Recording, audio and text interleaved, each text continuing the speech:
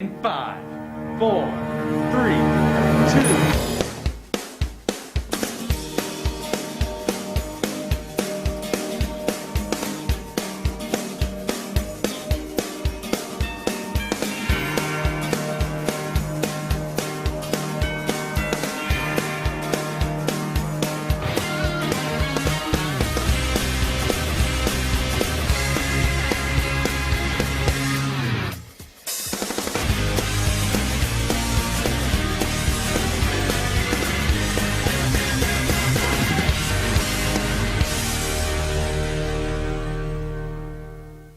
Howdy Bears and happy Thursday. Coming up, we look at Teacher Appreciation Week, water polo, and the new community center. The Ohio Health Department reported 985 new coronavirus cases with 64 hospitalizations on Sunday.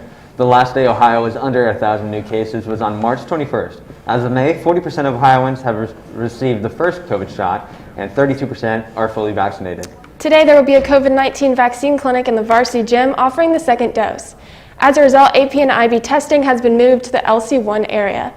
First floor hallways are now two-way traffic hallways for today.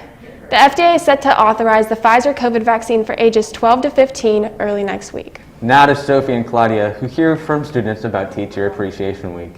With this week being Teacher Appreciation Week, Sophie and I spoke to some UAHS students about what they appreciate about their teachers this year. Hi, my name's Maya, and I'm a junior, and I wanted to thank all the teachers for their extreme hard work and dedication to their students during these unprecedented times. And I especially wanted to thank Mr. Griffin because he's been a real trooper to all his students, and it's been really hard for everyone, and he's really understanding with all his students. Hi, my name is Carson Colombo. I'm a sophomore this year, and I want to thank my teachers for believing in me and always being there for me and giving me a helping hand. And thank you, Mr. Wilson, for letting us leave 10 minutes early. Hi, my name is Bangisu. I'm a senior at Arlington High School. I really appreciate that all of my teachers were really flexible this year with me, and I really appreciate Senora Chandler for being really nice and understanding. I'm Ryan Westhoven. I'm a senior, and I'm appreciative of Mrs. Lazinski, my ISS teacher this year. She's helpful in all my classes, and she's always looking out for me, so thank you. Hi, I'm Bailey Farrell. I'm a senior. What I really appreciate about my teachers is how flexible they've been this year and how they've been able to create a curriculum with the block scheduling, which I know is pretty difficult, so thank you. This has been Claudia DeCapua and Sophie Leonard reporting for the WARL. Happy Appreciation Week, teachers. Thank you for your dedication. Staff members and students in grades 9 through 11 who currently have iPads will be swapping them out this month for bigger and better iPads. Now here's a quick video from the tech department to help prepare for the swap.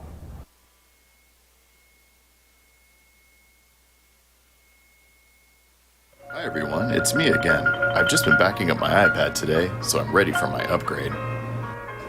Everyone should be signed in with their UA Apple ID, and in Canvas UA Mobile Learning Resources, search for Settings for Success or scan QR codes that will start popping up in your buildings. Don't worry about your chargers and cables, you'll reuse them. Remember, check your settings now to ensure a smooth upgrade, and remove any personalization such as stickers or labels. It's important to properly back up all iPad files for an easy transition. Students can vote for class officers and student council co-presidents tomorrow from 11 a.m. to 1 p.m. A link to the ballot will be posted on your Canvas page tomorrow. Good luck to all candidates. Now to Luca and Claudia with sports. Welcome to sports. Breaking this morning, 17 St. Ignatius High School varsity lacrosse players suspended amid hazing investigation involving the team. The program was pulled from this weekend's Midwest tournament after an investigation showed underage drinking and hazing allegations. The school released a statement this morning saying that this behavior in no way aligns with the mission of our school. The Upper Arlington boys varsity lacrosse team beat St. Ignatius 11-7 on Friday before the Bears traveled to Michigan, where they beat Brother Rice 11-7. The Bears' win against St. Ignatius on Friday locked them in as the #1 seed in the Midwest. The Bears play Western Reserve tomorrow night. Softball Bears lost to Olentangy Liberty last Thursday 5-4 in extra innings and won both of their games this week. They won on their senior night Monday, beating Olentangy Orange 11-1, and last night against Kaufman 3-0. They play their last league game tonight, home against Hilliard-Davidson, starting at 5:15. The Lady Bears play Bishop Watterson this Saturday at 11 a.m. Varsity girls lacrosse beat Hilliard-Davidson on Tuesday 17-1. They have their next game tomorrow against Dublin Jerome at 5:30 at the Tremont Field. The girls' track team won the Olentangy Invite Friday. Track and field have their next invitational tomorrow at 4 p.m. and it is their senior night. Men's volleyball lost to Liberty on Monday. They have their next game tonight against Westerville North. Varsity starts at 6:45. Boys tennis plays Dublin Jerome in the state team tournament on Tuesday. Sectionals are next Thursday at Pickerington Central. The team didn't compete this week due to weather. Every baseball game has been rained out this week so far. The Baseball Bears will make up their game against Davidson tonight at home. First pitch is at 5 p.m. They will then play Olentangy Liberty at home tomorrow night at 5 p.m. Games that were postponed this week will be made up sometime in the future. Girls and boys water polo won last night against Kilbourne, with boys winning 15-5 and girls winning 13-5.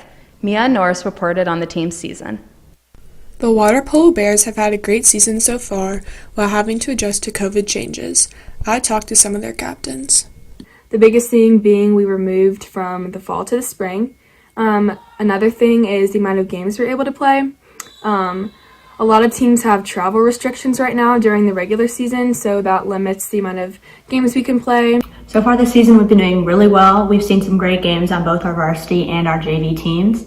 And we're currently running the varsity team undefeated, 18-0. Our goal for the rest of the water polo season is to remain undefeated and win a JV and varsity state title. So far the season's been going great. We have the best team that we've had in years. We got a lot of depth. Our underclassmen, they work hard, and we can put them in varsity games, and they do their job and they play well. And we've got a great group of seniors who've been here all 4 years putting in the work. So we really have a really talented group of guys.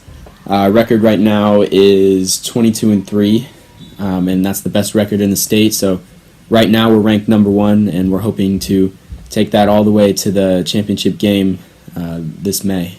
The biggest change COVID has had on this year is our overnight tournaments. Usually we'll have a 2-day tournament where we stay overnight in between in a hotel, and that's always super fun to stay with your teammates in a room and stay up late and do whatever, but we're not allowed to do that this year, which is pretty unfortunate, but we're still allowed to have tournaments, which is really what we want, so we're able to play a bunch of different teams and improve and all of that stuff. So our goals for the season are pretty much the same as every other year, and that's just to win a state championship. Last year we lost in the state final 9-8 against St. Charles. This year the matchup will probably be the same. It'll be us and Chucks in the final, probably.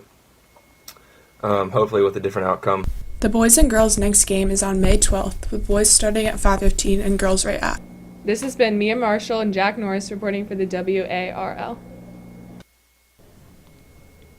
Player of the Week goes to Shay Keithler, who was voted Midwest Men's Lacrosse Player of the Week. The crew team travels to Dillon Lake this weekend for the Midwest Scholastics. The boys race on Saturday and girls race on Sunday. And now to Rafe and Jack with community news. The Light Blue Ohio commemoration is an opportunity to honor officers who lost their lives in the line of duty and show appreciation to those still serving by displaying blue lights at homes and businesses. The 2021 dates are May 9th through the 16th. Upper Arlington plans to open the pools 2 weeks after the normal Memorial Day start and plan to allow 300 patrons at a time to be in the pool. This is good news for our swimmers, as the public pools were open but only with reserved time slots and capped attendance. The pools are in need of summer lifeguards. Go to the City of UA website for more information on how to apply. And now Rafe previews the community center issue that was passed on the ballot Tuesday. On Tuesday, May 4th, the Upper Arlington community voted on Issue 2, which decided the fate of the proposed community center.